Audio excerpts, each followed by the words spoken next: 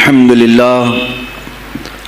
لله الحنان المنان الذي خلق الإنسان وعلمه البيان والصلاة والسلام على رسوله سيد الإنس والجان وعلى آله وأصحابه ذوي الخير والإحسان أما بعد فأعوذ بالله من الشيطان الرجيم بسم الله الرحمن الرحيم ألا إن أولياء الله لا خوف عليهم ولا هم يحزنون الذين آمنوا وكانوا يتقون لهم البشرى في الحياة الدنيا وفي الآخرة لا تبديل لكلمات الله ذلك هو الفوز العظيم صدق الله مولانا العظيم وبلغنا رسوله النبي الأمين المتين المختار الكريم ونحن على ذلك من الشاهدين والشاكرين والحمد لله رب العالمين۔ بارگاہ رسالت معاذ صلی اللہ تعالی علیہ وسلم میں درود پاک کا ہدیہ پیش کریں۔ اللہم صلی علی سیدنا و مولانا محمد معدن الجود والکرم وآلہ واصحابہ الکرام وابنہ الکریم وبارک وسلم صلاة دائمة سرمدا ابدا۔ آج کی یہ محفل پاک سلطان الاولیاء سراج الاصفیاء شہنشاہ بغداد تاجدار ولایت شہباز لامکانی قندیل سبحانی محبوب سبحانی سیدنا عبد القادر جیلانی قدس اللہ سرہ الشریف کی بارگاہ میں خراج عقیدت کے لیے منعقد کی گئی ہے۔ اس دربار میں میں اپنی گفتگو سے پہلے ان کے عظیم عاشق جس کو دنیا سنیت فنا فی الغوث اور مجدد میت حاضرہ کے نام سے جانتی ہے، امام احمد رضا خان قادری فاضل بریلوی رضی اللہ تعالی عنہ کی جو خراج عقیدت پیش کی ہوئی منقبت ہے، اسی سے میں بارگاہ غوث میں اپنی گفتگو کا آغاز کرتا ہوں۔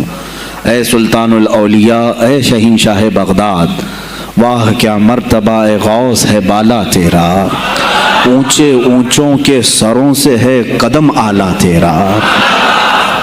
توجہ، اونچے اونچوں کے سروں سے ہے قدم اعلیٰ تیرا، ارے سر بھلا کیا کوئی جانے کہ ہے کیسا تیرا۔ اے غوث پاک، سر بھلا کیا کوئی جانے کہ ہے کیسا تیرا، اولیاء ملتے ہیں آنکھیں وہ ہے تلوہ تیرا۔ ہم تو ابھی تلوے کو ہی نہیں پہنچ سکے، تمہارے سر تک کون پہنچے ہیں۔ اولیاء ملتے ہیں آنکھیں وہ ہے تلوہ تیرا۔ وہ شہنشاہ بغداد اگر ممبر پر کھڑے ہو کر کے اعلان کر دے قدمی ہادی علی رقبت کل ولی اللہ، میرا یہ پاؤں تمام اولیاء کی گردنوں پر ہے، تو پھر ہند کے خطے سے معین الدین اجمیری بھی یہ کہتے ہوں کہ بل علی رأسی و علی عینی، اے سلطان الاولیاء صرف آپ کا قدم گردن پر نہیں میرے سر پر بھی ہے۔ اور پھر اولیاء کاملین نے پکار کر کے دربار غوث میں یوں کہا تھا جب آپ نے اعلان کیا میرا یہ قدم اولیاء کی گردنوں پر ہے، جس کی گردن بنی ممبر اولیاء، جس کا ممبر بنی گردن اولیاء، اس قدم کی کرامت پہ لاکھوں سلام۔ انہوں نے جب اعلان کیا تو کیا اولیاء کاملین نے جواب میں کیا کہا تھا؟ جواب میں کیا کہا تھا؟ غوث پاک نے جب بغداد سے پکارا تو پورے مشرق و مغرب شمال و جنوب کے اولیاء نے یوں کہا تھا، یہ دل یہ جگر ہے، یہ آنکھیں یہ سر ہے۔ یہ دل یہ جگر ہے، یہ آنکھیں یہ سر ہے، جہاں چاہو رکھو قدم غوث اعظم۔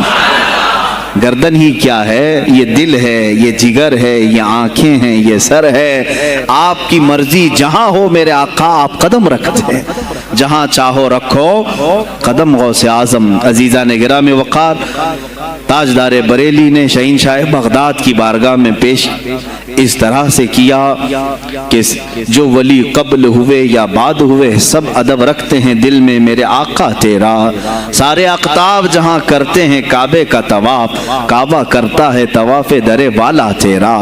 اے شہنشاہ بغداد، تیری میری قسمت کی قسم کھائیں سگانے بغداد، ہند میں رہ کے بھی دیتا رہوں پہرا تیرا۔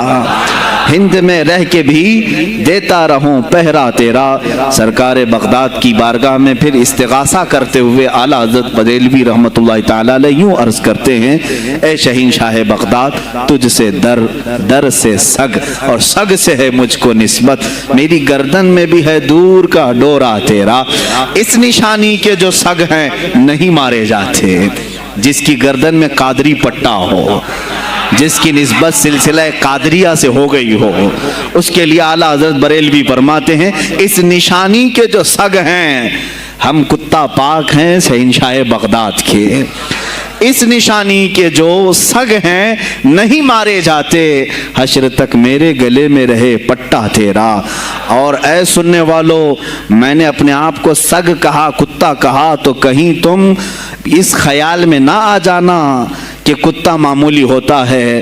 آگے اعلیٰ حضرت نے اس کا بھی سوایہ کر دیا، کیا دبے جس پہ حمایت کا ہو پنجہ تیرا، کیا دبے جس پہ حمایت کا ہو پنجہ تیرا۔ ارے شیر کو خطرے میں لاتا نہیں کتا تیرا، شیر کی تک پرواہ نہیں کرتا غوث پاک کا کتا۔ تو میں نے اپنے آپ کو کتا کہا تو اس بھول میں نہ رہ جانا کہ کتے کو کوئی بھی مار لے جائے گا، اٹھا لے جائے گا۔ ہم نے کہا ہے دربار غوث کا کتا جو شیر کو بھی خطرے میں نہیں لاتا ہے۔ عزیزان گرامی وقار، بارگاہ غوث میں جو جھوم کر کے اشعار امام احمد رضا خان فاضل بریلوی رحمۃ اللہ تعالی علیہ نے بیان کیے ہیں، وہی ہماری گفتگو کا خلاصہ بھی ہیں۔ سرکار بغداد سیدنا عبد القادر جیلانی رضی اللہ تعالیٰ عنہ، یقیناً آپ کے ولی کامل ہونے پر تقریباً پوری امت کا اتفاق ہے۔ اتفاق کا مطلب صرف بریلویوں کا نہیں، دیوبندی بھی مانتے ہیں، اہل حدیث بھی مانتے ہیں، شیعہ بھی مانتے ہیں۔ غوث پاک رضی اللہ تعالیٰ عنہ کی ولایت سے ان میں سے کسی کا انکار نہیں۔ آج بھی بغداد میں جائیں، لنگر بٹ رہا ہوتا ہے، شیعہ بھی کھا رہے ہیں۔ غوث پاک رضی اللہ تعالیٰ عنہ کا لنگر آج بھی بٹ رہا ہے۔ بغداد کی وہ ایک ایسی بارگاہ ہے جہاں سنی اور شیعہ دونوں ہیں، دونوں تسلیم کرتے ہیں ان کی ولایت کو۔ اب رہے بات اہل حدیث کی یا دیوبند کی، ان کی کتابیں اٹھاؤ تو پتہ چل جائے گا کہ غوث پاک کے متعلق انہوں نے کیا کیا نہیں لکھا۔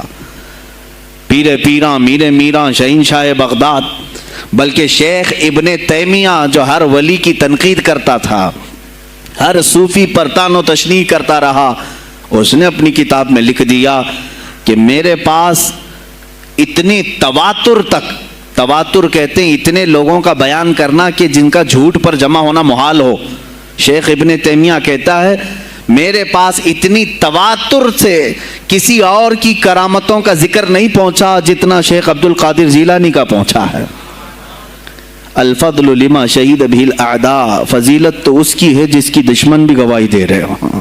عزیزان گرامی وقار، سرکار بغداد رضی اللہ تعالیٰ عنہ کی ولایت پر تقریباً امت کا اتفاق، بعد میں آنے والے سارے مسلمان انہیں ولی مانتے ہیں۔ اور یہ اور بات ہے کہ ولایت تک سب کا اتفاق ہے، اب غوث کے مقام کے متعلق الحمدللہ ہم منفرد ہیں اس میں، اس لیے کہ ہم انہیں غوث اعظم بھی کہتے ہیں، استغاثہ بھی کرتے ہیں۔ یہ ایک الگ ٹاپک ہے جہاں شرک، بدعت اور کفر کے فتوے لگتے ہیں کہ بریلوی اللہ کو چھوڑ کر اولیاء سے مانگتے ہیں، اور یہ بیویوں سے مانگ لیں تو کوئی حرج نہیں، ہاں اپنے بچوں سے مانگ لیں تو کوئی حرج نہیں، بلکہ چپراسی اور نیتاؤں سے مانگ لیں تو کوئی حرج نہیں۔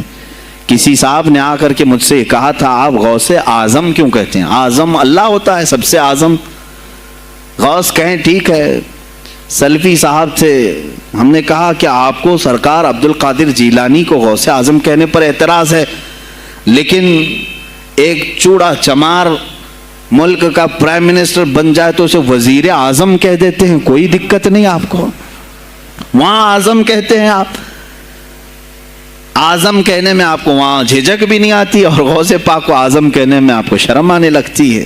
یہ اپنے اپنے نصیبے کی بات ہے، آپ کا اعظم کوئی اور ہے، ہمارا اعظم کوئی اور ہے۔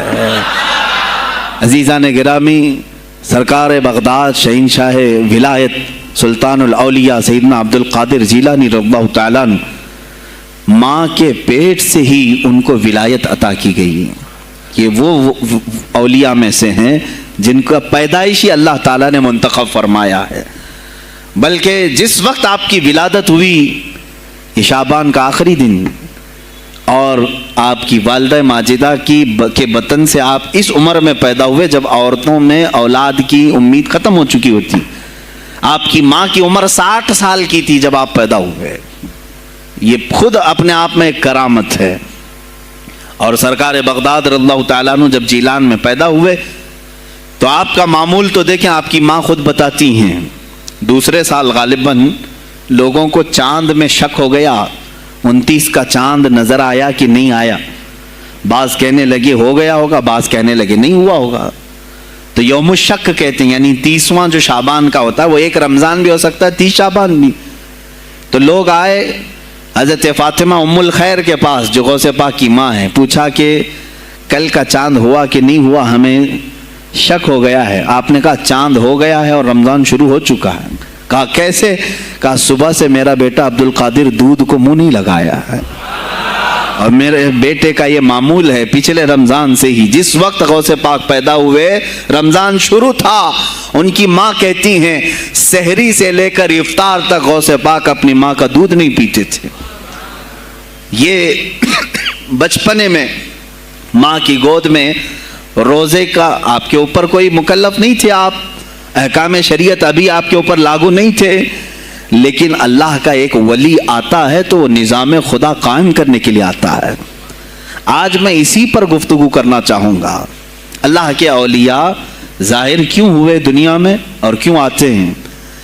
ان کا سب سے بڑا مقصد دنیا میں آنے کا، جلوہ بار ہونے کا، وہ یہ ہوتا ہے کہ نظام خداوندی کو زمین پر قائم کریں. جس کی کائنات ہے اسی کی بات یہاں پر قائم ہونی چاہیے. اب یہ باتیں وقت کے ساتھ گزرتی جاتی ہیں اور لوگ بھول جاتے ہیں. آپ سب کو پھر میں یاد دلا دوں، میرے عزیز، میں نے بھی اور آپ نے بھی اللہ سے ایک وعدہ کیا ہے. ہماری روحوں نے اللہ سے وعدہ کیا ہے. جب اللہ تعالیٰ نے ہمیں پیدا بھی نہیں کیا تھا اس وقت ہماری روحوں کو بلا کر اس نے ایک وعدہ لیا، الست بربکم، کیا میں تمہارا رب نہیں ہوں؟ میں تمہارا مالک اور خالق نہیں ہوں؟ تو سب کی روحوں نے کہا تھا قالوا بلا وربنا، کیوں نہیں مولا، تو ہی تو ہمارا رب ہے. رب تعالیٰ نے فرمایا کیا تم اسی وعدے پر برقرار رہو گے دنیا میں جانے کے بعد؟ سب نے کہا تھا ہم وعدہ کرتے ہیں مولا اسی پر باقی رہیں گے. یہاں آنے کے بعد کتنے وہ لوگ ہیں جو اس کی ربوبیت کا اقرار کرتے ہوئے اس کائنات میں صرف اس کے گن گاتے ہیں. کفار و مشرکین تو وعدہ خلاف ہیں، توڑ دیے، انہوں نے اللہ کے علاوہ کسی اور کو خدا بنا لیا. لیکن تم نے اللہ اکبر تو کہا، زبان سے تو تم نے تسلیم کیا، لیکن تمہارا رہن سہن یہ بتاتا ہے کہ تمہارا مالک کوئی اور ہے. کسی اور کو راضی کرنے میں لگے ہوئے ہو، کسی اور کی دریوزہ گیری کر رہے ہو، کسی اور کی خوشامدی میں کھڑے ہوئے ہو. درباروں کے آستانوں کے دروازوں پر تمہارا کھڑا ہونا گھنٹوں پر کسی کو راضی کرنے کے لیے، یہ تمہارا عمل بتاتا ہے کہ تم نے رب اعلیٰ کو اکبر نہیں سمجھا. وعدہ تو تمہاری روحوں نے کیا تھا کہ تیرے سوا کسی کو ہم حاکم نہیں تسلیم کریں گے، حاکم اعلیٰ صرف اللہ ہے. اولیاء کاملین یہی بات یاد دلانے کے لیے آتے ہیں، پھر تمہیں یہ یاد دلانے کے لیے آتے ہیں. اور جس شان سے وہ دنیا میں آتے ہیں بچپن سے ہی ان کے حالات ایسے ہوتے ہیں کہ شریعت طاہرہ کی پابندی ان کے ہر قول و عمل میں نظر آتی ہے، ہر قول و عمل میں. اس لیے کہ ہم جس کی زمین پر ہیں اور جس کی آسمان کے نیچے ہیں، بات ہوگی تو صرف اسی کی ہوگی، بات ہوگی تو صرف اسی کی ہوگی. مجھے ایک بات یاد آتی ہے، سرکار مفتی اعظم ہند رحمۃ اللہ تعالیٰ علیہ آپ کے سامنے کوئی صاحب تقریر کر رہے تھے، یہ زمین سب کی ہے، ان کی بھی ہے، ان کی بھی ہے، ان کی بھی ہے. آپ نے کہا چپ رہو، زمین اللہ کی ہے اور صرف اللہ کا نام ہو. یہ سب کی ہمت نہیں بولنے کی. زمین اللہ کی ہے اور اللہ ہی کا یہاں پر اللہ ہی کی بولی بولی جائے، اسی کے لیے زیب دیتا ہے. جس کے گھر میں رہ رہے ہو اسی کی بات کرو. عزیزان گرامی وقار، سرکار بغداد ان کی کرامات اپنی جگہ پر، لیکن ان کی زندگی کے کچھ اہم گوشے میں لے کر آج حاضر ہوں. آج ہمارے حالات کے اعتبار سے بھی ضرورت ہے اس کی. جب آپ پروان چڑھتے رہے اپنی ماں کی گود میں، بہت جلدی آپ کے والد گرامی کا انتقال ہو گیا. آپ سے خود پوچھا گیا تھا غوث پاک سے آپ کی جوانی میں، یا جب آپ کا شہرہ بغداد میں بہت ہو گیا تب پوچھا گیا تھا آپ کو اپنے ولی ہونے کا احساس کب ہوا؟ غوث پاک سے ہی پوچھا گیا تھا آپ کو کب پتا چلا اللہ نے آپ کو ولایت کا یہ مقام عطا کیا؟ آپ فرماتے ہیں جب میں 10 سال کا تھا، مدرسے جاتا تھا تو غیب سے ایک آواز آتی تھی، افصحوا فی المجالس لولی اللہ، غیب سے آواز آتی تھی اے لوگوں مجلس میں جگہ چھوڑ دو، اللہ کا ولی آ رہا ہے۔ یہ آواز صرف میں نہیں، میرے استاد بھی سنتے، وہاں بیٹھے شاگرد بھی سنتے، اور سب کھڑے ہوتے تھے، جگہ دیتے تھے۔ غوث پاک فرماتے ہیں جب ہر بار مجھے یہ آواز آنے لگی تب مجھے احساس ہوا کہ اللہ تعالیٰ نے مجھے ولایت کا تاج پہنایا ہے۔ پھر آپ کو لہو و لعب میں، کھیل کود میں نہیں رکھا گیا۔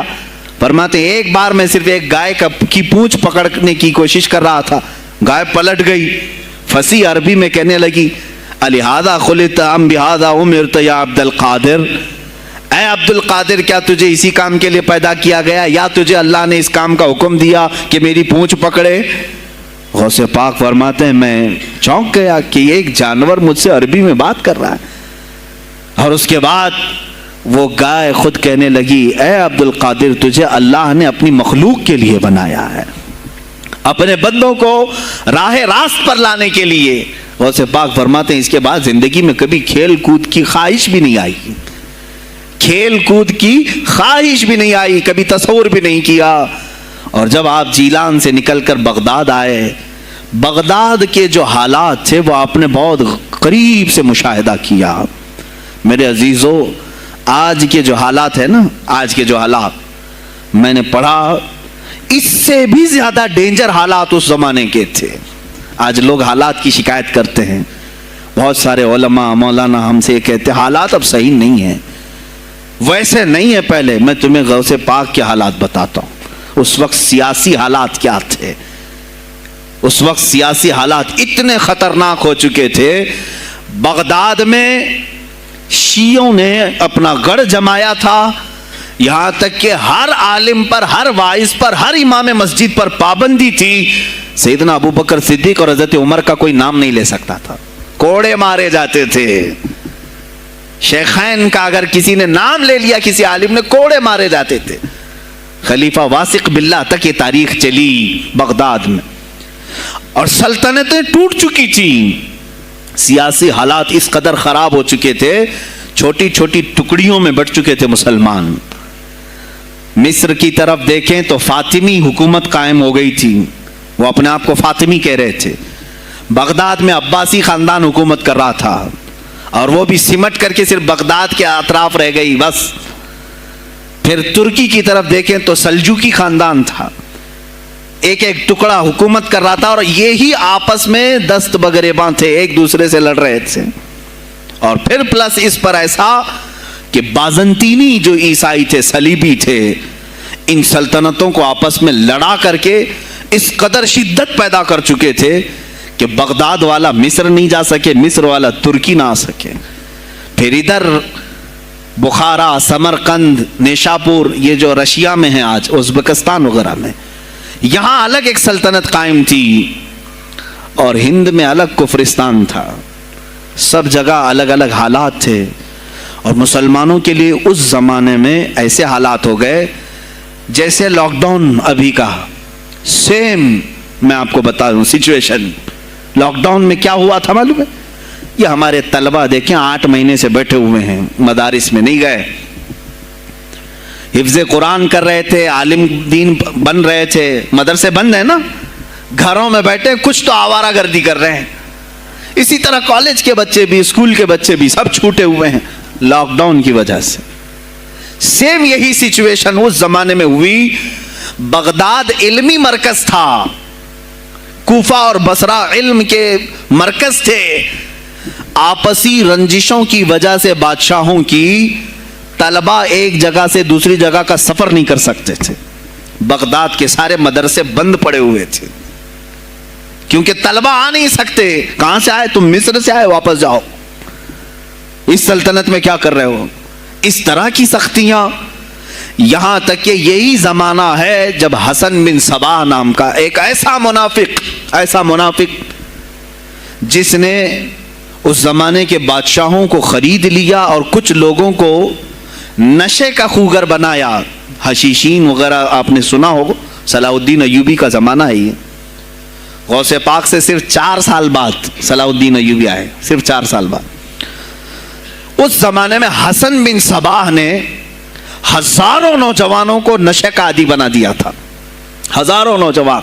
اور کیسا نشہ, کوکین افیون وغیرہ سب تو لے کر کے تو لوگ ہوش میں آ جاتے ہیں. وہ ایسا تھا کہ اس نے جو نشہ دکھایا تھا, ایک چھوٹے سے کمرے میں ان کو رکھتا اور انہیں بتاتا کہ یہ درخت ہیں, یہ نہر ہے, یہ محل ہے, یہ حور ہے, تو اسے وہ جنت ہی سمجھتے تھے.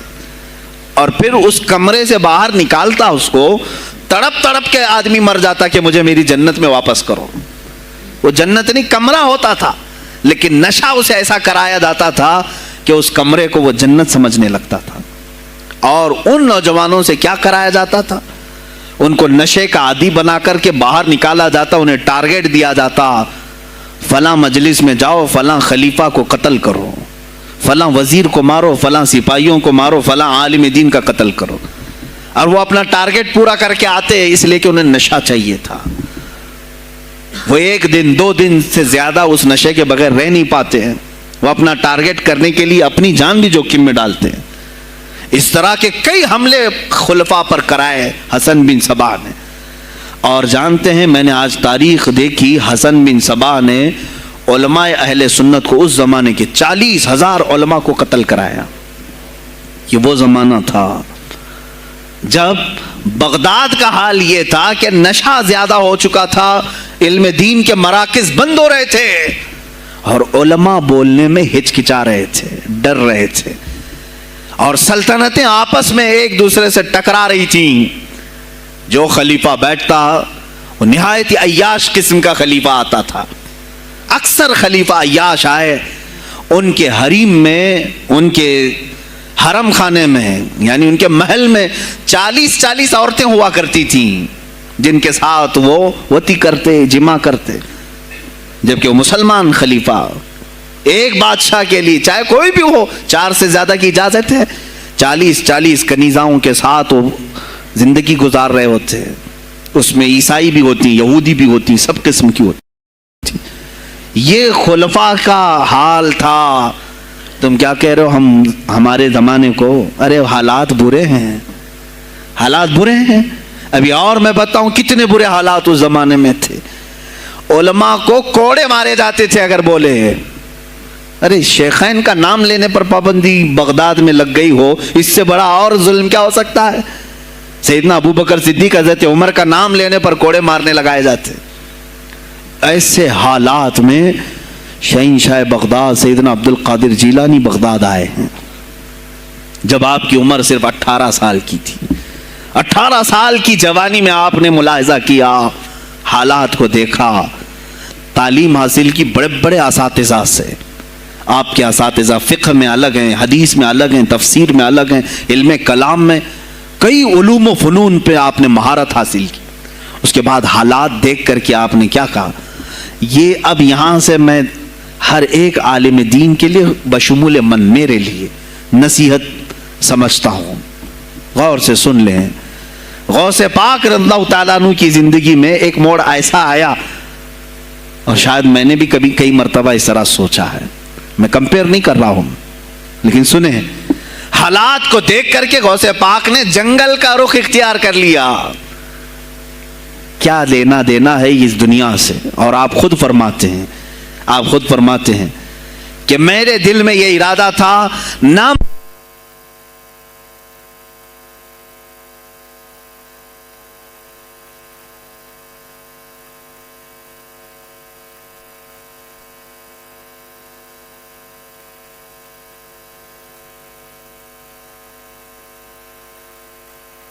ہیں, میرا ارادہ ہوا جنگل میں ایسی جگہ رہوں کہ نہ مجھے مخلوق دیکھے اور نہ میں مخلوق کو دیکھوں, عبادت میں ایسے مصروف ہو جاؤں.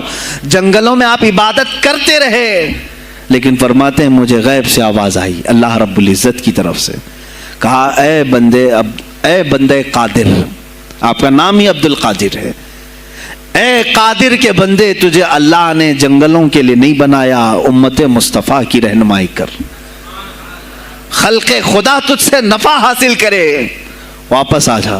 غوث پاک فرماتے ہیں میرا ارادہ تو تھا کہ میں اپنی زندگی اللہ کی یاد میں فنا کر دوں، لیکن میں شہر صرف اس لیے واپس آیا کہ جنگل میں صرف میری اصلاح ہو سکتی ہے، شہر میں پوری امت کی اصلاح ہو سکتی ہے۔ علماء کے لیے یہی آج نصیحت ہے، تم چاہے تو گدی نشین بن جاؤ، سجادہ نشین بن جاؤ، جھولی نشین بن جاؤ، جنگل نشین بن جاؤ، ہو سکتا ہے تمہارے اپنے فائدے کے لیے تم سوچ سکتے ہو۔ میں نے ابھی یہ کہا، میرے دل میں ارادہ تھا کہ گوشہ نشین ہو کر کے اپنی عبادت کریں، اپنی آخرت کی فکر کریں، نہیں، علماء کو اللہ تعالیٰ نے علم عطا کیا ہے امت مصطفیٰ کی رہنمائی کے لیے، یہ امانت ہے، چاہیں تو بھی چھپ نہ سکیں۔ عزیزان کرام وقار، غوث پاک رضی اللہ تعالیٰ عنہ واپس بغداد آئے۔ اچھا، وہ اتنی عبادتوں کے عرصے میں جانتے ہیں کہاں کہاں کا سفر نہیں کیا انہوں نے؟ جنگلوں کا سفر، صحراؤں کا سفر، بیابانوں کا سفر، یہاں تک کہ سری لنکا کی سرزمین تک پہنچے، ملتان تک آئے۔ یہ تاریخ کی کتابیں بتاتی ہیں آپ نے پیدل یہ سارے سفر کیے، پھر واپس اسی بغداد آئے جہاں کے حالات بڑے ہی کشیدہ تھے، اور خلفائے وقت کے خلاف زبان کھولنا یہ آگ سے کھیلنے کے برابر تھا، آگ سے کھیلنے کے برابر تھا۔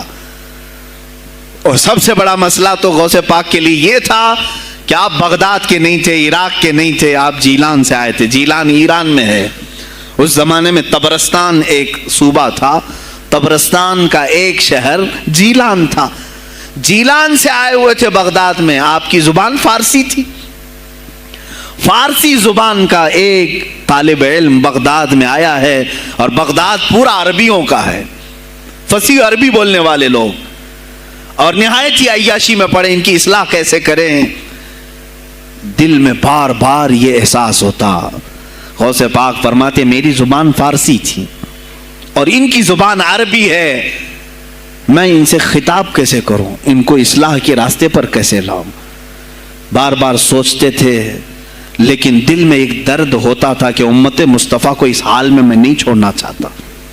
ایک دن ایک مسجد میں غمگین حالت میں سوئے، ظہر کا وقت تھا، نماز پڑھ کر کے آپ آرام کر رہے ہیں، اور جیسی آنکھ بند ہوئی سرور کائنات صلی اللہ علیہ وسلم تشریف لائے۔ پوچھا عبد القادر کیوں غمگین ہے میرے بیٹے؟ کہا کہ یا رسول اللہ صلی اللہ علیہ وسلم، زبان میری عجمی ہے، فارسی، میں عربیوں کے بیچ بیٹھا ہوں، اصلاح کرنے کی کوشش کرتا ہوں، لیکن مجھے یہ عجمی سمجھیں گے۔ اللہ کے نبی صلی اللہ علیہ وسلم نے فرمایا تو اپنا منہ کھول۔ آپ نے منہ کھولا، حضور پاک نے اپنا لعاب پاک ڈالا، دوسری بار ڈالا، تیسری بار ڈالا، چوتھی بار ڈالا، پانچویں، چھٹی، 7 مرتبہ حضور پاک نے اپنا لعاب پاک دیا اور کہا عبد القادر اب اٹھ اور بیان کرو۔ فرماتے ہیں خواب میں نے حضور اکرم صلی اللہ علیہ وسلم کا لعاب پاک لیا، تھوڑی ہی دیر گزری تھی، میرے خواب میں ہی میرے جد کریم مولا کائنات علی مرتضیٰ تشریف لائے۔ کہا پھر وہی سوال کیا عبد القادر کیوں نہیں بیان کرتے؟ کہا میں فارسی النسل، فارسی ہوں اور عربیوں کے بیچ میں ہوں۔ انہوں نے کہا تو اپنا منہ کھول۔ باب العلم، باب مدینۃ العلم، علی کرم اللہ وجہہ الکریم اپنا لعاب پاک ڈالتے ہیں، 1 بار، 2 بار، 3 بار، 4 بار، 5 بار، 6 بار، بس کیا۔ غوث پاک نے کہا نانا جان نے مجھے 7 مرتبہ پلایا، آپ نے 6 مرتبہ۔ علی کرم اللہ وجہہ الکریم فرماتے ہیں میں برابری تو نہیں کر سکتا، وہ رسول کائنات ہیں۔ عزیزان گرامی وقار، غوث پاک فرماتے ہیں پھر میری آنکھ کھلی، اور اسی جامع مسجد میں جب میں کھڑا ہوا اور خطاب کے لیے لوگوں کو پکارا تو دیکھا ادھر سے بھی مخلوق آ رہی ہے، ادھر سے بھی آ رہی ہے، سامنے سے بھی آ رہی ہے۔ مجمع اتنا کثیر کہ تل دھرنے کی جگہ مسجد میں نہیں تھی، اور جب آپ کا خطاب ختم ہونے کو تھا लोग अपने कपड़े फाड़ने लगे और बेहोश होने लगे। इतनी तीर बहदफ कलमात थे कि सीधे सीने में पैवस्त हो जाते, दिलों में उतर जाते। उसके बाद वही दिन था, सैयदना अब्दुल कादिर जीलानी को लोगों ने हाथों हाथ उठाया। बगदाद में शोहरा हो गया कि कोई एक अजमी आया है और अरबियों पर फौकियत ले गया है। सारे अरबी उसके सामने दंग रह गए हैं, कोई अरबी उसकी फसाहत को नहीं पहुंच पाता है। कई लोग इम्तिहान के लिए भी आए। ऐसा नहीं है कि गौसे पाक को यूं ही छोड़ दिया गया। मेरे अजीज, तुम तो 1000 साल के बाद करामतें सुनते हो ना, यही लगता है कि गौसे पाक बहुत करामतों के मालिक थे, बहुत बड़े आलिम और बड़े वली कामिल थे, कुछ नहीं हुआ होगा उनके साथ। हमारे से ज्यादा खतरे उन्होंने मोले हैं, हमसे ज्यादा हासिदीन उनके थे, दुश्मनी करने वाले अपनों में भी बहुत सारे थे। गौसे पाक रज़ियल्लाहु ताला अन्हु का जब खिताब शुरू हुआ, क्या एक खतीब जब मशहूर होने लगे तो दूसरे मौलवी खामोश रह जाएंगे? हसद की चिंगारी भड़कती है, वो गौसे पाक के खिलाफ भी भड़की। और बगदाद में जब ये शोरा होने लगा तो कई उलमा उस वक्त के जो बड़े बड़े पाए के आलिम हैं, उनकी किताबें आज भी मौजूद हैं, मैं नाम तज़किरे नहीं कर रहा, लेकिन उन्होंने टेस्ट लेने की गरज से, इम्तिहान लेने की गरज से कई लोगों को सवालात भेजे। एक दिन मजलिस में ऐसा था कि गौसे पाक तफसीर कुरान बयान करते थे। तफसीर कुरान बयान करना गौसे पाक का महबूब मशगला था, रोज़ाना कुरान की तफसीर अर्ज करते। एक दिन मजलिस में बड़े बड़े उलमा की जमात, जिसमें अब्दुर्रहमान जोजी जैसे बड़े फ़कीह मुहद्दिस हैं, इनकी एक जमात आई। कुरान की जो आयत की तफसीर वो कर रहे थे, उस तफसीर को कई किताबों से उन्होंने अखज़ किया और लेकर के आए, मजमे में बैठे हैं। गौसे पाक ने तफसीर शुरू की। एक आयत की कितनी तफसीरें हो सकती हैं, कितनी तफसीरें हो सकती हैं। एक तफसीर बयान किया, उसके बाद कहा इस आयत की एक दूसरी तफसीर ये है। फिर थोड़ी देर के बाद गौसे पाक ने फरमाया इसकी एक तीसरी तफसीर ये है। फिर कहा उसकी एक चौथी तफसीर ये है। फिर कहा उसकी एक पांचवी तफसीर ये है।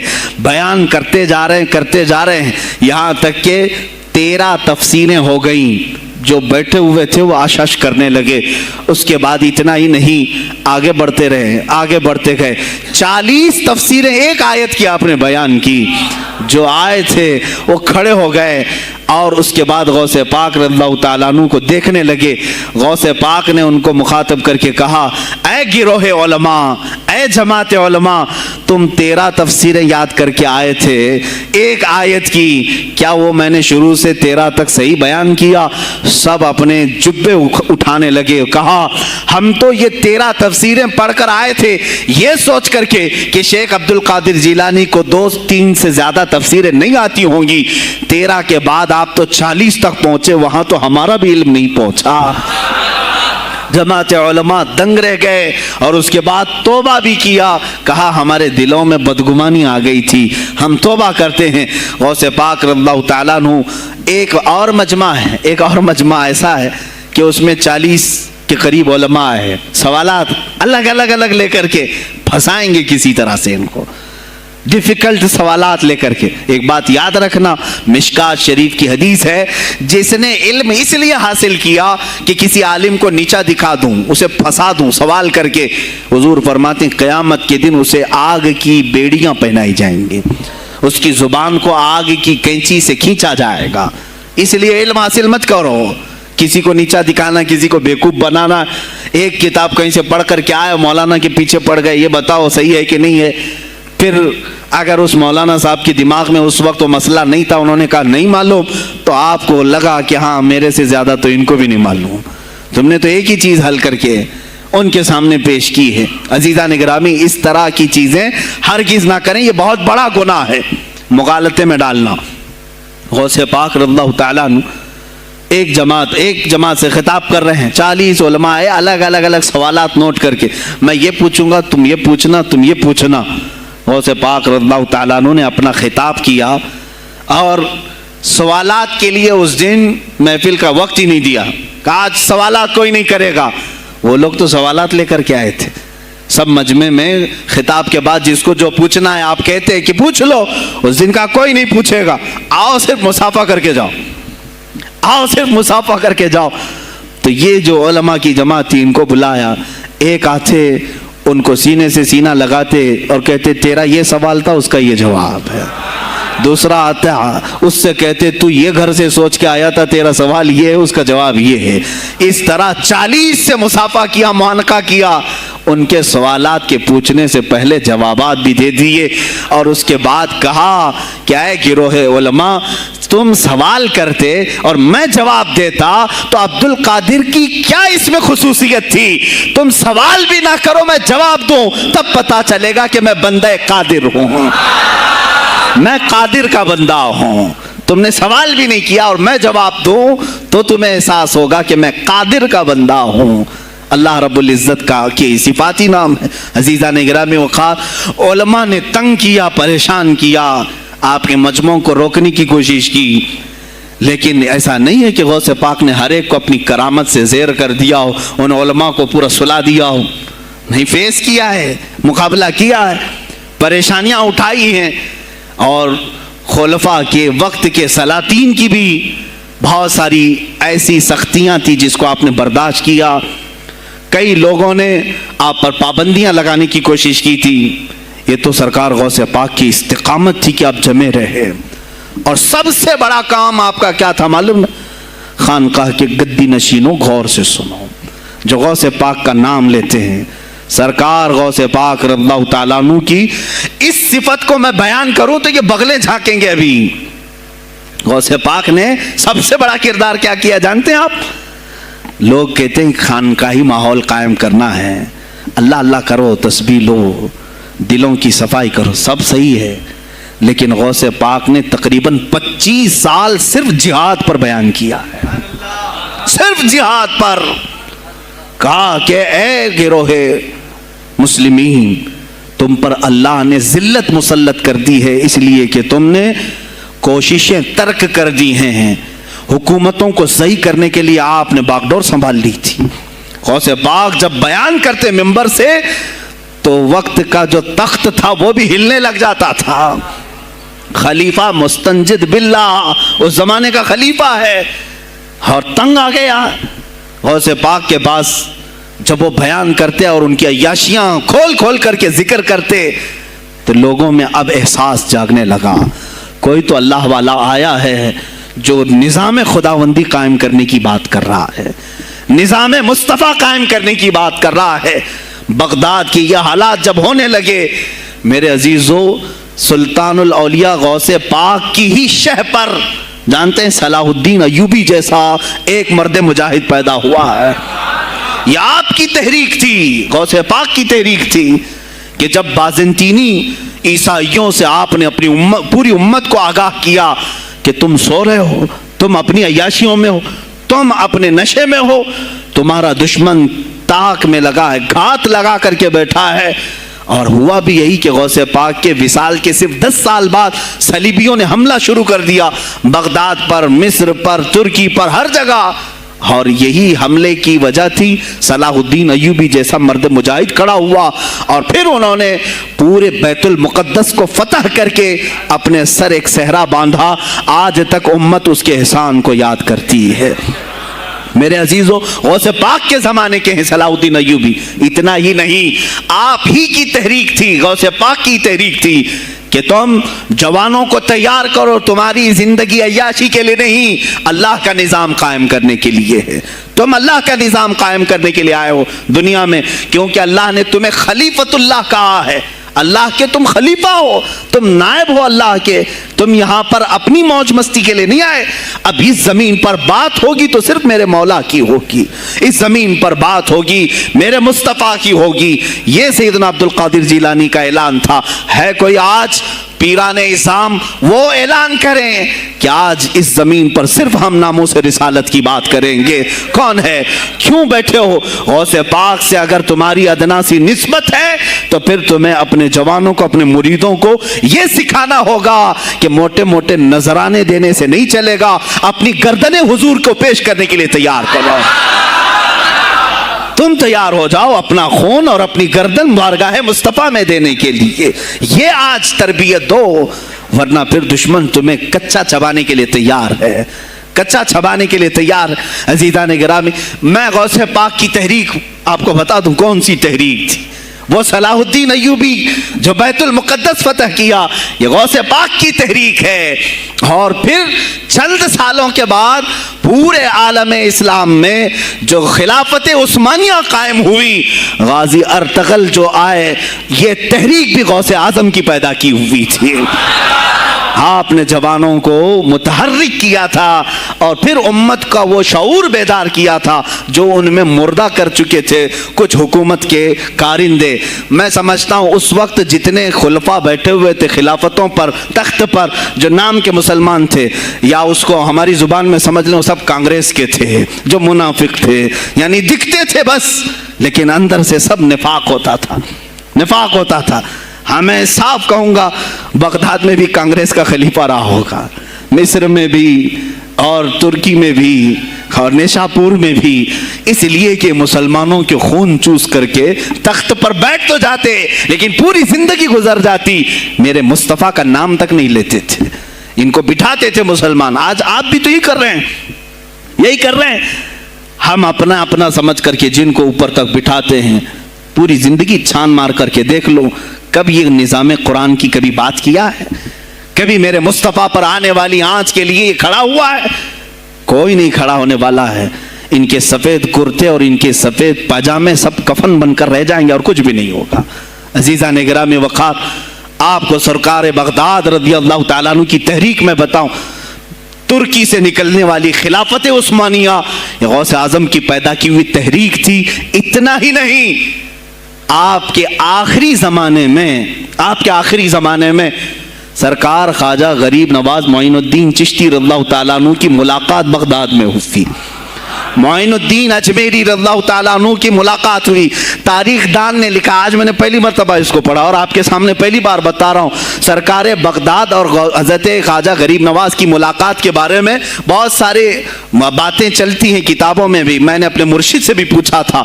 बहरहाल एक तारीखी एक किताब से मुझे आज ये बात मिली कि सुल्तानुल औलिया गौसे पाक ने हज़रत ख्वाजा गरीब नवाज को क्या वसीयत की थी, क्या कह करके भेजा था उनके पास। गौसे पाक ने, गरीब नवाज ने बहुत सारी इनामात, औराद, वज़ाइफ, तुरुक, इजाज़ात सब हासिल किए, लेकिन हिंदुस्तान जब आए क्या किया उन्होंने, ये भी बताया गया कि गौसे पाक की ये तहरीक थी। क्या? सुल्तानुल हिंद सरकार गरीब नवाज ने शहाबुद्दीन गौरी को बुला करके हिंदुस्तान में परचम इस्लाम लहराने का हुक्म दिया था।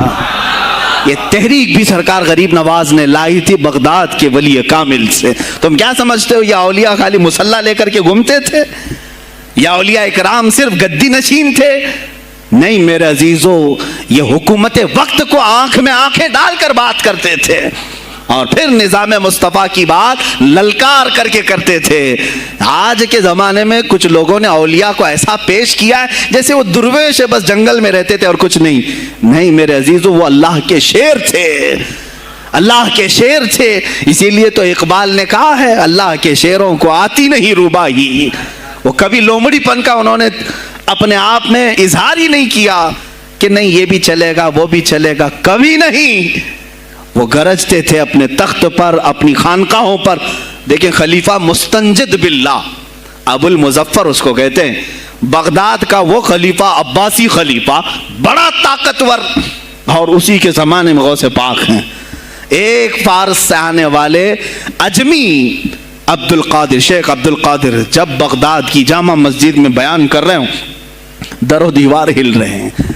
वह अपने खिलाफत के दरबार में बैठा है खलीफा, अचानक बहुत जोर की आवाज आई, पूरे महल में गूंज गई। पूछा ये आवाज कैसी बगदाद में? लोगों ने मालूम करके बताया कि शेख अब्दुल कादिर जीलानी ने छींक मारी, उनके मुरीदों ने सिर्फ जवाब दिया है। उनको छींक आई थी, जवाब में लोगों ने यरहमुकल्लाह कहा, वो खलीफा वक्त के महल तक पहुंच गई आवाज।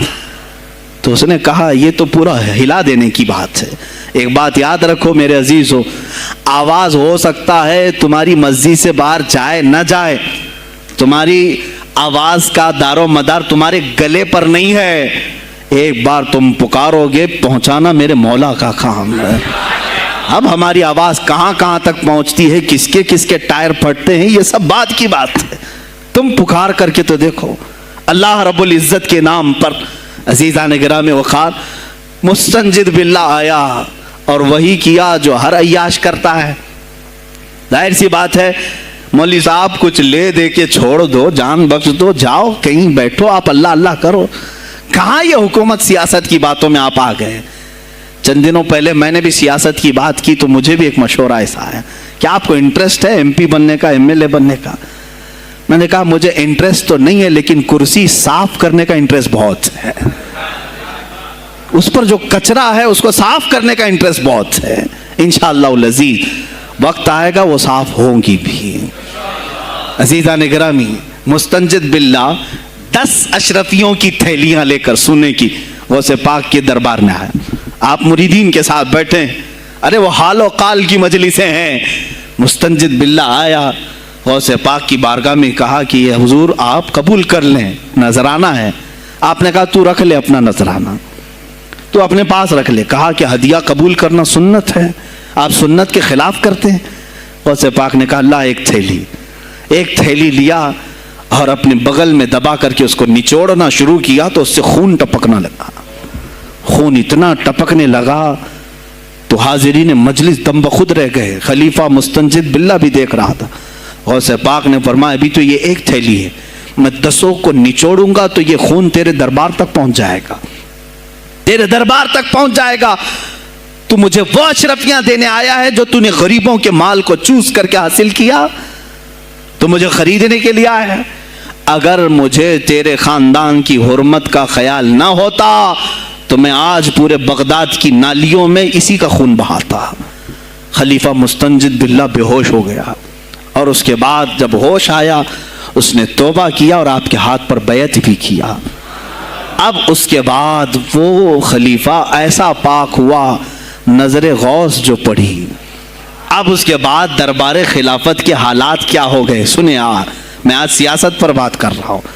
اب خلیفہ مستنجد باللہ کا دل جب صاف ہوا، 8 دن کے بعد وہ حاضر آیا، کہا سلطان الاولیاء اے شیخ عبد القادر جیلانی آپ حکم فرمائیں کہاں کس طرح کا گورنر رکھنا چاہیے، گورنر کس طرح کا ہونا چاہیے آپ دیں۔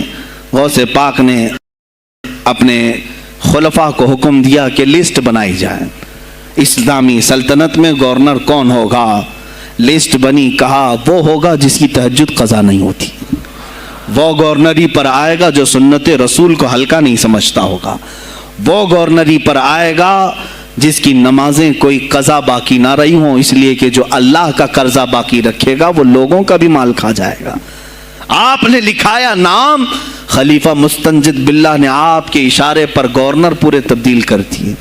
ہر جگہ پر ایسے لوگوں کو رکھا جو سرکار غوث پاک کے یا تو مرید تھے یا خلیفہ تھے یا شاگرد تھے، اور ان کے دلوں میں اللہ کا خوف تھا اور وہ پورے بغداد اور آس پاس کی سلطنتوں کو سنبھالے ہوئے تھے۔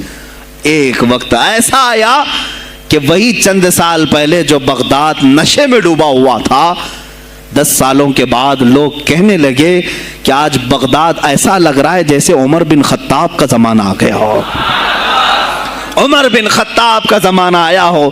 تم نے تو غوث پاک کی 11ویں کھائی ہے نا، اصلاح حکومت ان سے نہیں سیکھا، وہ آئے تھے نظام تبدیل کرنے کے لیے۔ آج میں علماء سے بھی یہی کہوں گا، تم حق بات تو پہنچاؤ قوم تک۔ آج حالات ایسے ہیں میرے عزیزوں، ڈر اور خوف ان کے سینوں پر طاری ہوا۔ کس بات سے ڈرتے ہو؟ کیا تم نے اللہ کی ذات پر ایمان نہیں لائے؟ یہ نہیں کہتے ہو موت و حیات اللہ کے ہاتھ ہے، رزق اللہ کے ہاتھ ہے، پھر ڈرتے حکومت وقت سے کیوں؟ مجھے ابھی چند دنوں پہلے ایک میسج یہ بھی آیا تھا کہ حضرت آپ تو پاکستان کے علامہ خادم حسین کی تعزیت پر بیان کر رہے ہو، آپ دیکھ نہیں رہے یہاں کا ماحول کیسا ہے؟ عزیزان گرامی اس دن مجھے افسوس اس بات پر ہوا، سوال پر، ہائے افسوس، اس قدر تمہارے ضمیر مردہ ہو گئے، اس قدر تم بزدل ہو گئے، لاکھوں لوگوں کے دلوں میں شمع عشق مصطفیٰ جگانے والے پر تمہاری زبان بند ہے، तुम्हारी जुबान बंद है। मैंने सिर्फ एक जुमला कहा, कोई फर्क नहीं पड़ता, मैं उस मुल्क में रह रहा हूं जहां का प्राइम मिनिस्टर एक सुअर खबीस फ्रांस के सदर के लिए ट्वीट कर सकता है, तो मैं पड़ोसी मुल्क की किसी आशिक रसूल की ताज़ियत क्यों नहीं कर सकता? क्यों नहीं ताज़ियत कर सकता? अगर हिंदुस्तान की तख्त पर बैठने वाले को फ्रांस के सदर से कोई दिली इश्क है, मोहब्बत है, तुम उसकी माशूका हो या महबूबा हो, मुझे फर्क नहीं पड़ता, लेकिन इतना जरूर है, आशिक रसूल मशरिक में हो, शुमाल में हो, जुनूब में हो, मगरिब में हो, जब उसकी रूह जाएगी तो हमारी भी रूह तड़पेगी। हमारी डोर बंधी हुई है मदीनतुर रसूल से। मेरे आका सल्लल्लाहु अलैहि वसल्लम की जो बात करेगा वो फिर किसी भी मुल्क का बाशिंदा हो। तुम कहते हो ताज़ियत के लिए, अरे मेरे अजीज, अगर मैं सामने होता तो उसके कदमों की खाक में अपने अमामे पर रखता।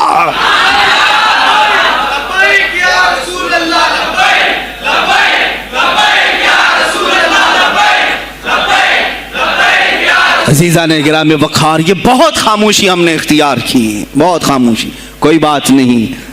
तुम देखोगे हालात ख़राब होने की जो शिकायत आज कर रहे हैं उलमा, तुम सब के सब जाओगे।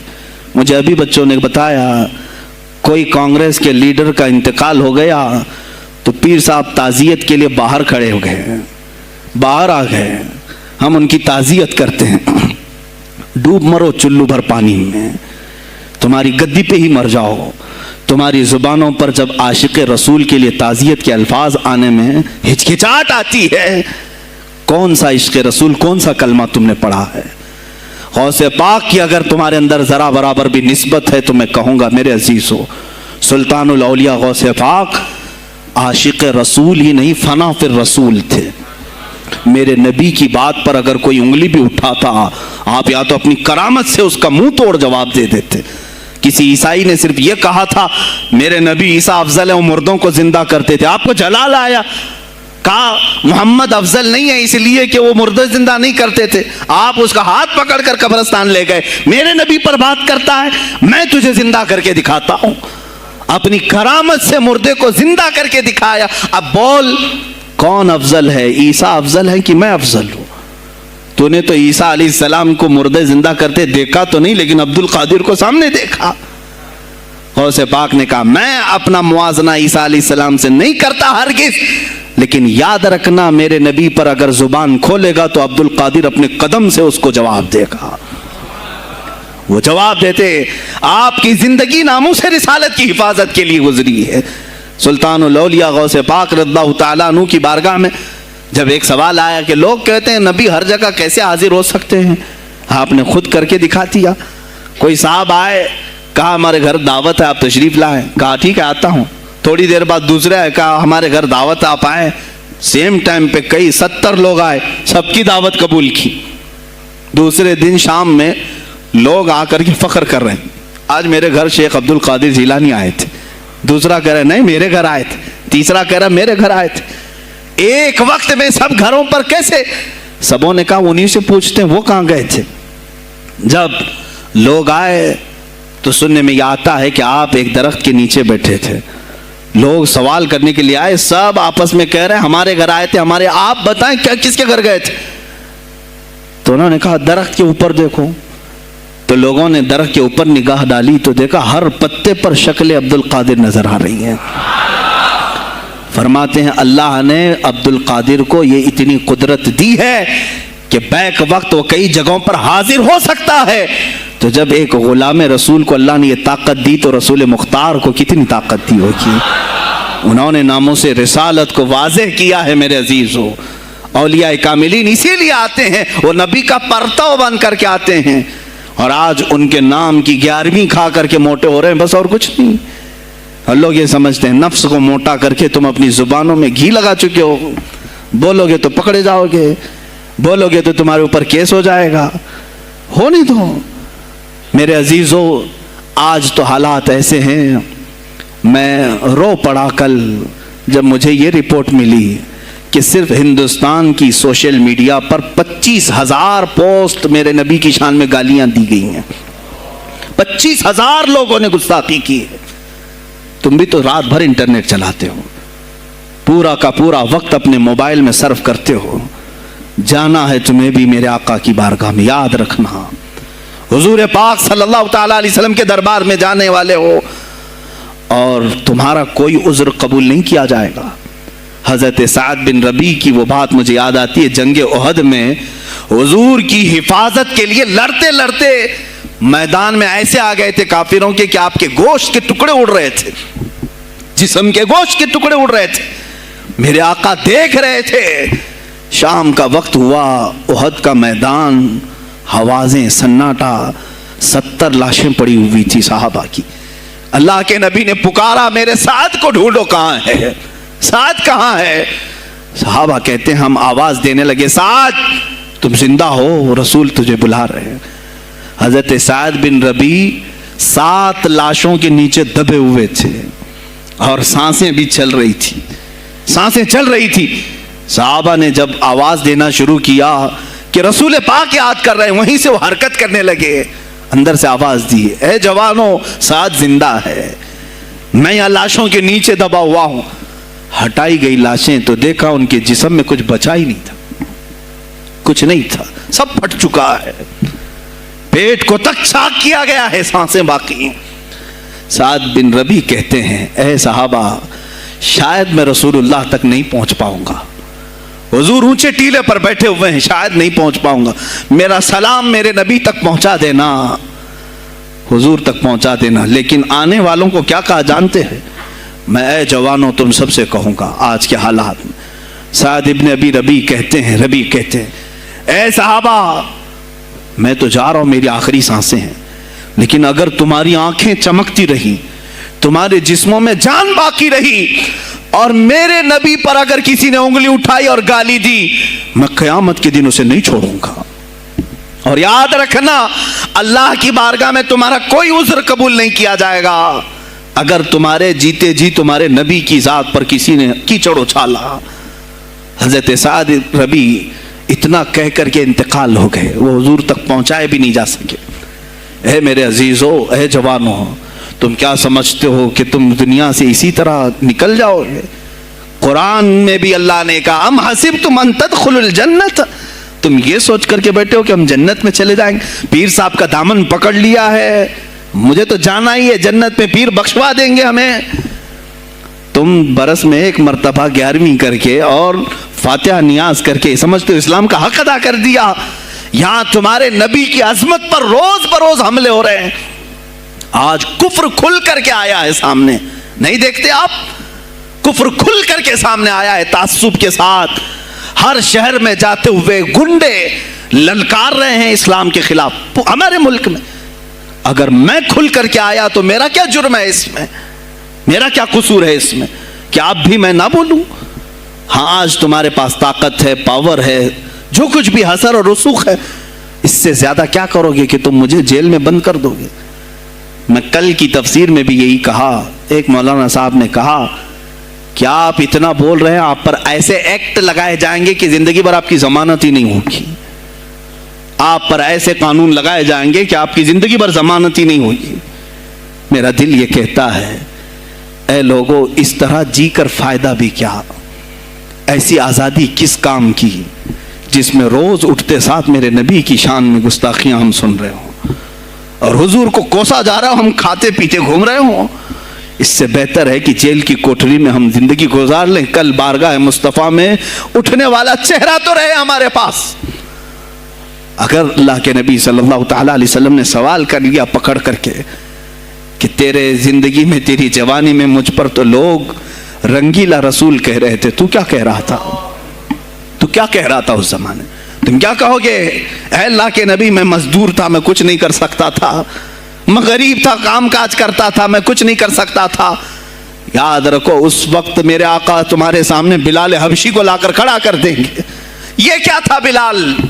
ये तो गुलाम था, इसकी पीठ पर सिल रख करके पीठ गला दी जाती, तब भी अपनी जुबान पर मेरा नाम लेना नहीं छोड़ता था।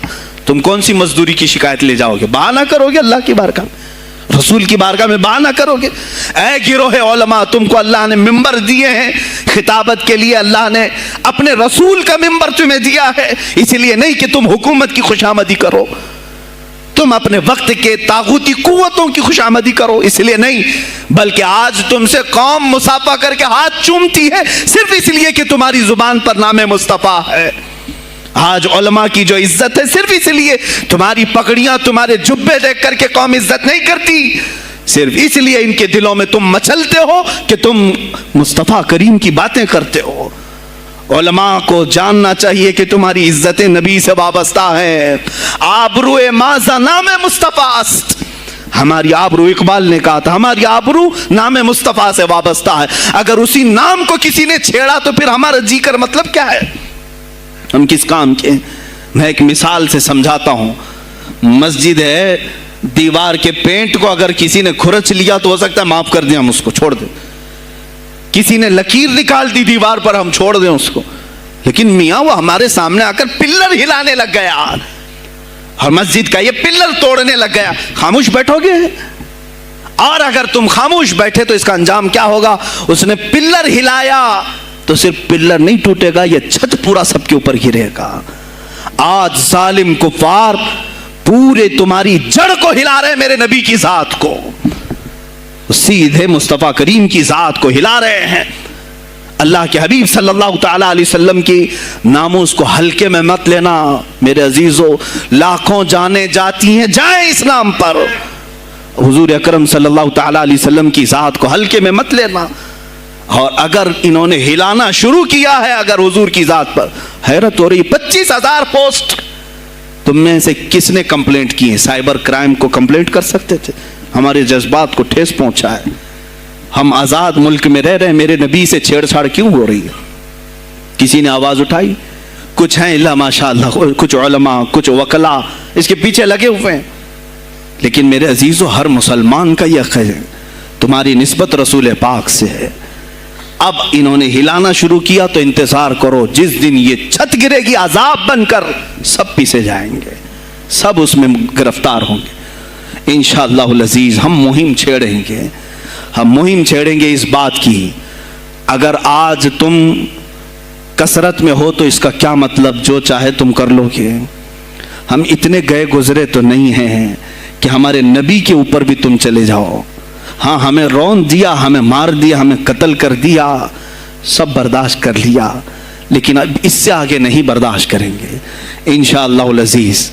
मैं आवाज़ देता हूँ इसी मिंबर से, ए गिरोह उलमा, ए जमात सूफिया, ए खानकाह के गद्दी नशीनो, बाहर आओ, आओ हुकूमत वक्त से एक मुतालबा ये करो, ए हुकूमत वक्त के तख्त पर बैठने वालों, हमारे हिंद में पार्लियामेंट में भी ऐसा कानून पास करो कि कोई मेरे नबी की जात पर भौंके तो उसे मौत की सजा हो जाए।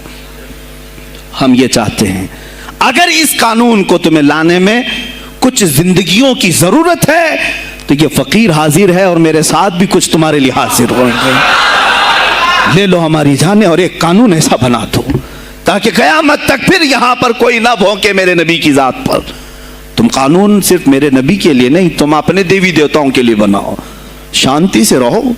हमने कभी तुम्हारे खिलाफ भौंका नहीं है, हमने कभी देवी देवताओं को छेड़ा नहीं है, इसलिए कि इस्लाम इसकी इजाजत नहीं देता। हम गाली नहीं देते, हम इस्लाम की हक्कानियत से बयान करते हैं, लेकिन खामोश रहने की यह सजा हमें दी जा रही है कि हमें गालियां देते देते ये अब हमारे नबी तक पहुंच गए, हमारी माँ आयशा सिद्दीका तक पहुंच गए और हमारे तमाम अकाबिरीन असलाफ तक पहुंच गए। और 25 करोड़ की तादाद में खामोशी ये अच्छी नहीं है मेरे अजीजों, अच्छी नहीं है। आज अफसोस इसी बात का है जिनको अल्लाह ताला ने अपने नबी की नियाबत अता की है, वो नायब रसूल हैं या किसी खानकाह के गद्दे नशीन हैं। तुम ये मत समझ लेना कि तुम्हारे आबा व अजदाद कमाल के थे, बुजुर्गान दीन थे, तुम छूटे जाओगे। नहीं, सवाल तो होगा, तुम्हें सवाल होगा, मुझसे भी होगा। मैं ये नहीं कह रहा हूं कि मैं कोई अलग हूं, सवाल होगा। आओ सर जोड़ करके हम इस सिलसिले में कोशिश करें। गौसे पाक रज़ी अल्लाह ताला अन्हु का यही मैसेज था। हिंदुस्तान में शिहाबुद्दीन गौरी ने जो परचम इस्लाम लहराया وہ آج تک اس کی دین ہے کہ مسلمان زندہ ہیں، یہاں مسلمان باقی ہیں۔ پوری دنیا میں نظام کو صحیح کرنے کے لیے آواز اٹھانا، یہ بھی اولیاء کاملین کی بات ہے، ان کی صفات ہیں۔ صرف اپنی خانقاہ میں اللہ اللہ اور ذکر کرانا ہی ان کا کام نہیں تھا، وہ دلوں کو تو دھلتے ہی تھے، لیکن جو نظام سنبھال رہا ہوتا اس کی باغ ڈور کو بھی دھلتے تھے، اس کی بھی صفائی کرتے تھے۔ تو اللہ کا ڈر رکھنے والا کرسیوں پر آئے، جو کسی کا خون چوسنے والا نہ آئے۔ عزیزان گرامی وقار، اپنے سیاسی شعور کو بھی بیدار کرو، سیاست کو سمجھو، تم کب تک استعمال ہوتے رہو گے؟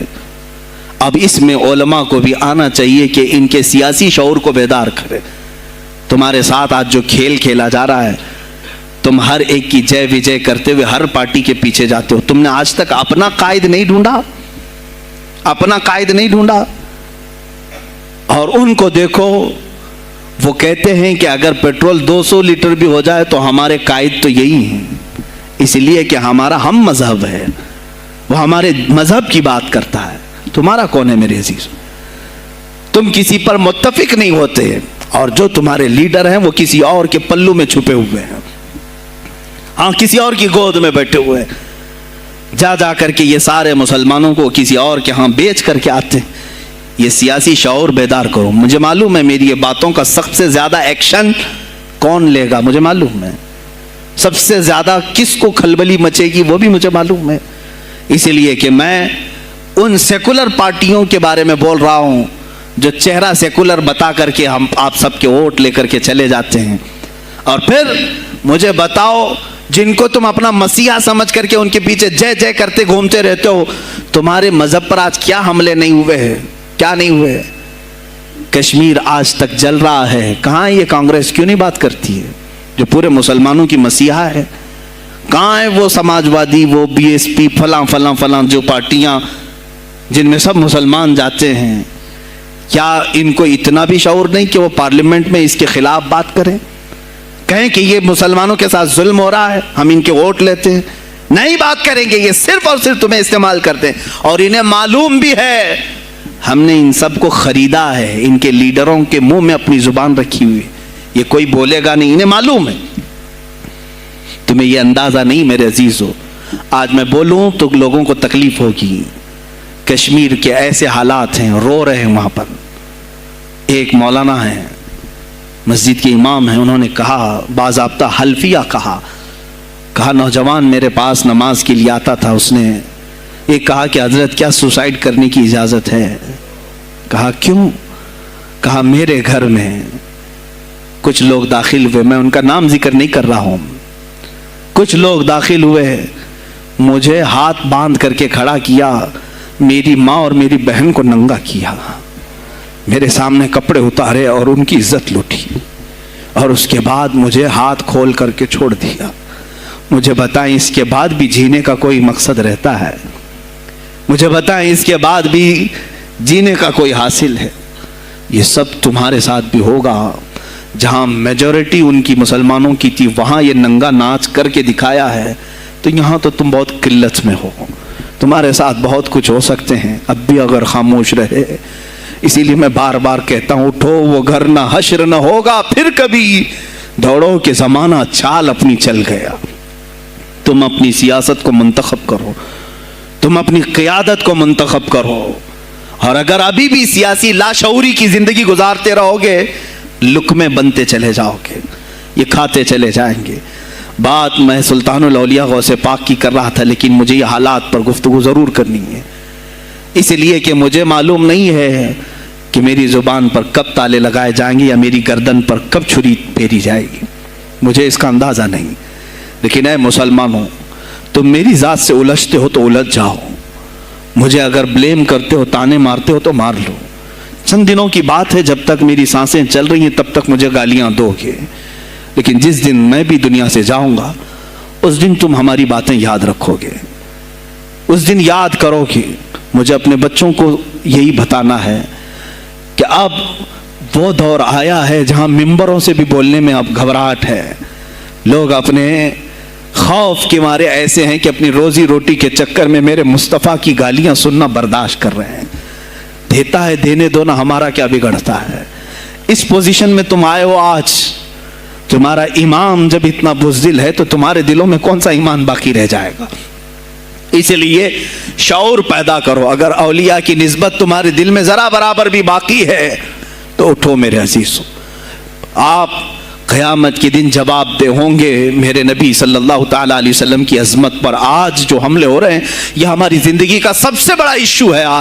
आज मुतालबे करो, मांगो तो किस चीज़ को मांगो, बस ये है कि मेरी नबी की इज्जत सलामत रहे, मुझे दुनिया में और कुछ नहीं चाहिए। इतना मुतालबा तो कर सकते हो, इतना मुतालबा करो और फिर देखो मेरे मुस्तफ़ा की तरफ से इनाम क्या मिलेगा, अल्लाह की तरफ से इनाम क्या मिलेगा। अरे वो मर्द कलंदर जो पाकिस्तान में अभी शहीद हुआ, किस बात का ऐलान करता था, किसको पुकारता था, किसको ललकारता था, सिर्फ यही तो बात करता था कि ताजदार खत्म नबूवत। और मैदान में माजूरी के साथ भी आकर कहता था लब्बैक या रसूल अल्लाह, ऐ अल्लाह के रसूल मैं हाजिर हूं, अपनी जान लेकर आया हूं। और तुम याद रखना तुम्हारी टांगें तो सलामत है, कल बरोज़ क़यामत हो सकता है तुम्हारा सामना उस खादिम हुसैन से हो, तुम्हारी टांगें देख करके पूछी जाएंगी। माजूर होने के बाद जब कोई मैदान में मेरे नबी की अजमत पर पहरा देने के लिए आ सकता है तो तुमने अपनी टांगें किस काम के लिए रखी थी। मेरे अजीजों, मैंने जितनी ताकत मुझे अल्लाह ने दी मैं बोल रहा हूं, अब इसके बाद का महाज तुम्हें संभालना है, आगे की हमारी फिक्रों को तुम्हें ले जाना है। शायद उस जमाने में हम जी रहे हैं जहां इतनी आज़ादी नहीं होगी, छोटी सी बात को आज बहुत बड़ा बना करके उसे ख़त्म किया जाता है। लेकिन मुझे अंदाज़ा है इस बात का, हिंदुस्तान की आज़ादी में भी मेरे अकाबिरीन में 30,000 उलमा ने अपनी जानें दी हैं। कश्मीर से लेकर दिल्ली तक हर दरख्त पर एक आलिम की लाश लटकी हुई थी, उनकी जानें, उनकी कुर्बानियाँ रायगा नहीं गईं। 70 साल से हम मज़े ले रहे हैं, उनकी कुर्बानियाँ हैं ये। अल्लामा फजल हक खैर आबादी को अंडमान निकोबार पूरी ज़िंदगी के लिए कैद करके ख़त्म कर दिया गया, मज़ार भी वहीं पर है आज। तो आज मुझे अंदाज़ा है अगर मैंने इस बात की शुरुआत की है, हो सकता है ये जो कुछ भी हमारे साथ करें, लेकिन मुझे मेरे रब्बे जुल जलाल की ज़ात पर यकीन है। मैं यही कहूँगा, ऐ अल्लाह, अगर हमारे मुक़द्दर में शहादत है तो इससे बेहतर कोई और मौत है नहीं। ऐ रब्बे जुल जलाल, इस हालत में दुनिया से उठा जब तू हमसे राज़ी हो। अगर तूने हमारे लिए एक लम्हे के लिए भी नाराज़ी है, मौला फिर हमें मोहलत दे दे कि तुझे राज़ी करके जाए, तुझे राज़ी करके जाए। मेरे मुस्तफ़ा सल्लल्लाहु ताला अलैहि वसल्लम को कब्र में हमें देखना है, इसलिए हम कब्र में जा रहे हैं, लेकिन इस हाल में दुनिया से जाएं कि उनकी अजमत पर कुछ बोल तो सकें, उनकी नामोस पे कुछ कर तो सकें। अजीज़ा ने गिरामी, सुल्तानुल औलिया शहंशाह बगदाद रज़ी अल्लाह ताला अन्हु की ज़ात पर जो उनकी करामात हैं वो सारी चीज़ें फिर कभी मैं ज़िक्र करूँगा। आज इसी पर मैं इख्तिताम करता हूँ, इसी पर जियो और इसी पर मरो। उन्हें जाना उन्हें माना, न रखा गैर से खा, लिल्लाहिल हम्द मैं दुनिया से मुसलमान गया। आज ले उनकी पनाह, आज मदद मांग उनसे, फिर न मानेंगे क़यामत में अगर मान गया। इसलिए कि रसूल पाक सल्लल्लाहु ताला अलैहि वसल्लम के सिवा कोई उस क़यामत के मैदान में तुम्हारा दस्तगीर नहीं है। जब तक वो तेरी सिफारिश न करें, अल्लाह भी तुझसे कलाम करने वाला नहीं है।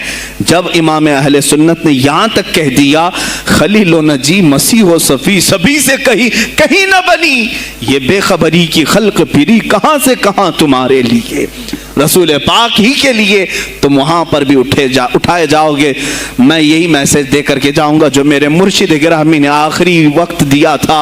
जिंदगी ये नहीं किसी की किसी के लिए, जिंदगी है नबी की नबी के लिए। ना समझ मरते हैं जिंदगी के लिए, ना समझ मरते हैं जिंदगी के लिए, जीना मरना है सब कुछ नबी के लिए। बुल हवस सुन, सीम और ज़र की बंदगी अच्छी नहीं। बुल हवस कहते हैं हवस का पुजारी, ख्वाहिशात का पुजारी। मेरा मुर्शिद ये कहकर गया है हमें, बुल हवस सुन, सीम और ज़र की बंदगी अच्छी नहीं, उनके दर की भीख अच्छी, सरवरी अच्छी नहीं, उनके दर की भीख अच्छी, सरवरी अच्छी नहीं।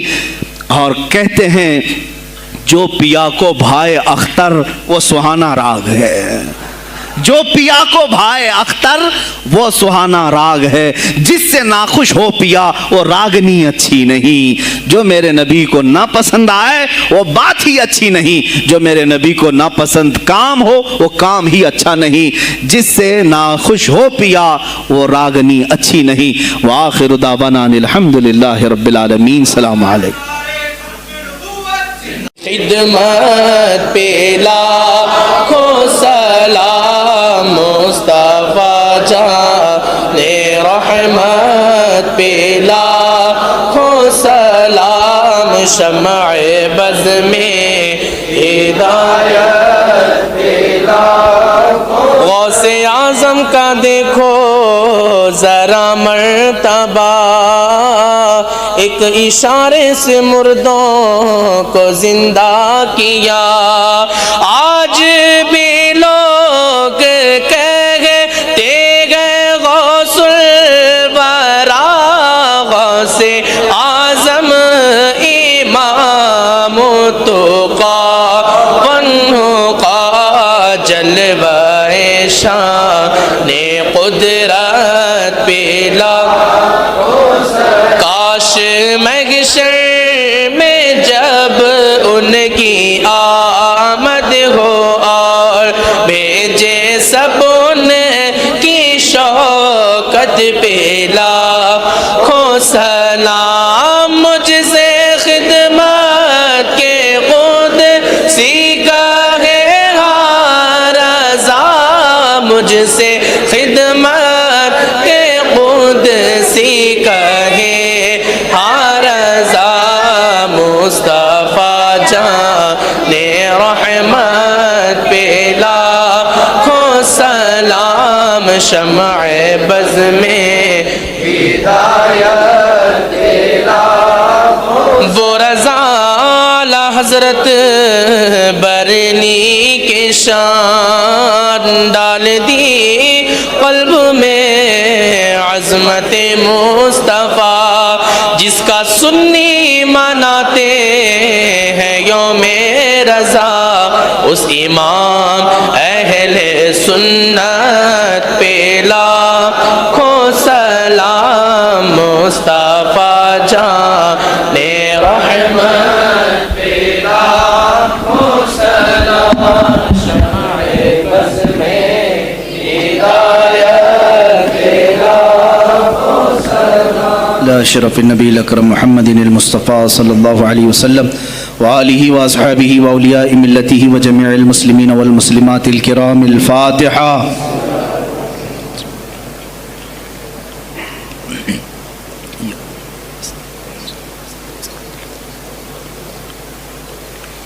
اللهم صل على سيدنا محمد وآله وأصحابه وبارك وسلم. اللهم وصل وبلغ مثل ثواب ما قرأناه من القرآن الكريم، ما صليناه وما سلمناه وما هللناه وما سبحناه، وهذه هدية واصلة ورحمة نازلة وبركة شاملة منا إلى حضرة النبي الأكرم محمد المجتبى محمد المصطفى صلى الله عليه وسلم، وبوسيلته إلى جميع الأنبياء والمرسلين والصحابة والتابعين والخلفاء الراشدين، وإلى أرواح جميع أزواج رسول الله وبناته وبنيه، وإلى أرواح جميع الشهداء والنجباء والنقباء وأولياء الله الصالحين، وإلى أرواح أئمة المجتهدين وجميع المؤمنين والمؤمنات وعامة المسلمين والمسلمات الأحياء منهم والأموات، خاصة إلى روح سيدنا وسندنا وشيخنا وقطبنا سيدي عبد القادر الجيلاني قدس الله سره الشريف. اللهم ببركة هؤلاء المذكورين تمم مقاصد ديننا ودنيانا وأخرانا يا رب العالمين. اللهم حصل مرادنا واقض حاجاتنا يا قاضي الحاجات، واشف مرضانا ومرضى المسلمين، وارحم موتانا وموتى المسلمين. الہ العالمین، ہمارے اس جلسہ پاک کو اپنی بارگاہ میں شرف قبولیت عطا فرما. جتنے حاضرین ہیں سب کی حاضری کو اپنے گناہوں کا کفارہ بنا دے، ہماری نجات کا ذریعہ بنا دے. اے اللہ، محبوب سبحانی سلطان الاولیاء غوث العظم عبد القادر جیلانی رضی اللہ تعالیٰ عنہ کے فیوز و برکات ہم سب کے سینوں پر نازل فرما. مولا ان کی نسبت آخری دم تک ہمارے ساتھ قائم فرما. اے اللہ، ہم سب یہاں پر تیرے دربار میں حاضر ہیں، کھڑے ہیں، ہم سب کو بری شرارتوں سے محفوظ فرما، نفس امارہ کی بدکاریوں سے بچا، شیطانی وساوس سے بچا، اے اللہ ہم سب کو صراط مستقیم پر چلا۔ خلاق العالمین ہماری یہ جو کچھ بھی زندگی گناہوں کی نظر ہو گئی ہے، ہم سب کو پاک و صاف کر کے تیرے حبیب پاک کی عظمت پر پہرا دینے والی بنا دے۔ اے الہ العالمین ہم نسبت میں قادری ہیں مولا، قادری کر، قادری رکھ، قادریوں میں اٹھا، قدر عبد القادر قدرت نما کے واسطے، قدر عبد القادر قدرت نما کے واسطے مولا دنیا میں بھی ان کے غلاموں میں شامل رکھ، قیامت میں ان کی مریدوں میں حشر فرما۔ اے رب ذوالجلال احسن الخالقین ہماری اس فاتحہ کا ثواب آج خصوصاً بالخصوص امیر المجاہدین حضرت علامہ خادم حسین رضوی رحمۃ اللہ علیہ کی روح کو نظر قبول فرما مولا، ان کا نعم البدل امت کو عطا فرما۔ اے رب ذوالجلال ہم میں کوئی مرد مجاہد پیدا کر، اے اللہ ہم میں کوئی مرد مجاہد پیدا کر کہ ہماری بزدلیاں دور ہو جائیں مولا، ہماری خانقاہوں کو صحیح فرما دے، ہمارے علماء کے سینوں کو ایمان سے بھر دے مولا، ان کی زبانوں میں قوت عطا کر مولا، سب کو ایمان پہ استقامت عطا فرما مولا، ان بچوں کو غازیان اسلام بنا دے، تیرے حبیب پاک پر مر مٹنے والا نفس عطا فرما۔ الہ العالمین ہم سب کو آخری سانس تک تیرے نبی سے وفا کرنے کی زندگی عطا مولا، ہم سب کو بے وفائی سے بچا لے مولا، ہم سب کو بے وفائی سے بچا لے، اے اللہ ہم سب کو بے وفائی سے بچا لے۔ الہ العالمین تیرے حبیب پاک کا واسطہ ہم سب کو ہر طرح کے کفار و مشرکین کے شر و فساد سے محفوظ کرو، اسلام و سنیت کا بول بالا فرما، کفر و شرک کا منہ کالا فرما۔ ان اللہ و ملائکتہ یصلون علی النبی یا ایھا الذین آمنوا صلوا علیہ وسلموا تسلیما۔ اللهم صل على سيدنا مولانا محمد معدن الجود والكرم وآله وأصحابه الكرام ابنه الكريم وآله وسلم۔ سبحان ربك رب العزة عما يصفون وسلام على المرسلين والحمد لله رب العالمين۔ جب دمیں واپسی ہو یا اللہ، جب دمیں واپسی ہو یا اللہ، لب پہ جاری ہو بس لا الہ الا اللہ محمد رسول اللہ صلی اللہ علیہ وسلم۔